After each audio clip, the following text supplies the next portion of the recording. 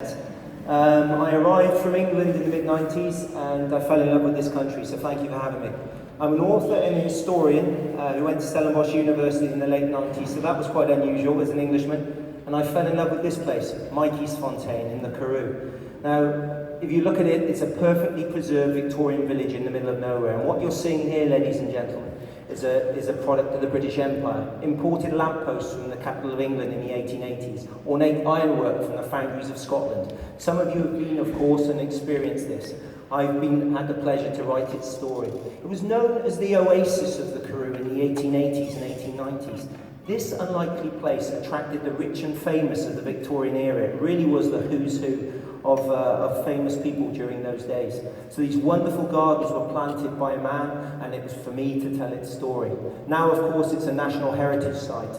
That particular house there is called Tweedside Lodge. You see, there's a Scottish connection to this story as well. But that house in Fontaine, did you know, is the first private residence to have its own electricity supply in South Africa? So this place was ahead of its time. I knew this was an incredible story to tell. I went as a visitor, and it turned into a PhD. But of course, I got to know the people of Fontaine, the famous Lord Milner Hotel there. Now, I'm a keen football fan. My team is Bristol City, long-suffering, of course. And these guys are Fontaine FC. We managed to donate a series of strips to them a few years ago. Did you know they never lost for 3 years wearing those shirts? But the man who inspired this story is this man. It's David Rawdon. David Rawdon bought Fontaine in 1968. And he was the man who brought it back to its former glory. I made a deal with Dave the first time I met him. He said, you write a book about Fontaine, you put it back on the map, and the breakfasts are on me. That's why it took me 10 years to write the book, by the way, because the breakfasts are really good at Fontaine.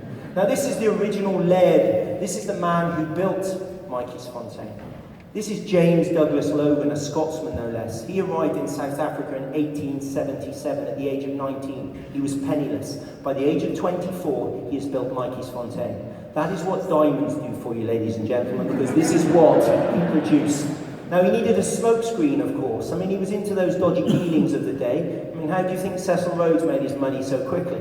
He built this, a place where people wanted to come and visit in that heyday of the British Empire. And there we have Tweedside Lodge.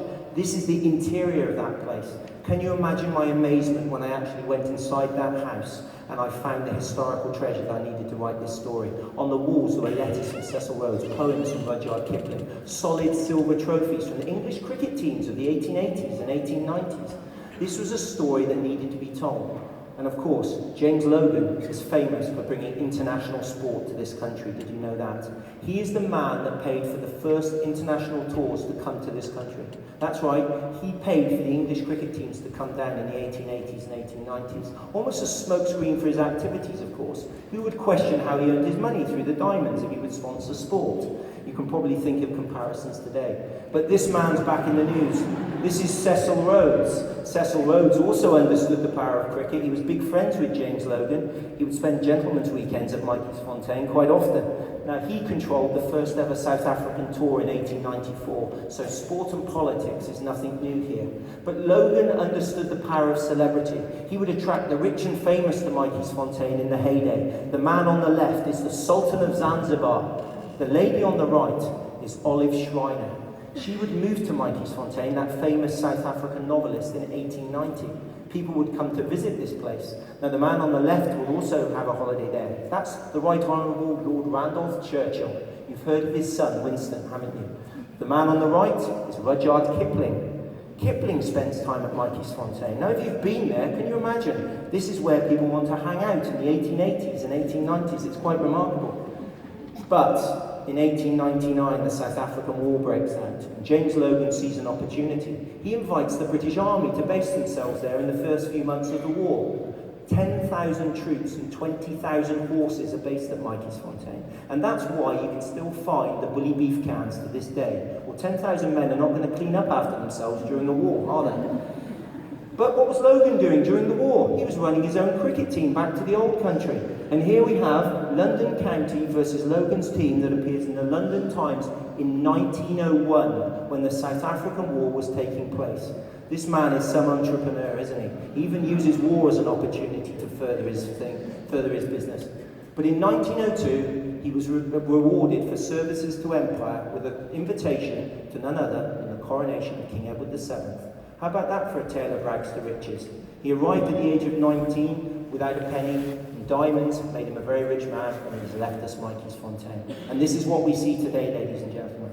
Absolutely fantastic. I've never visited a place like this, so what a privilege to be able to write its history.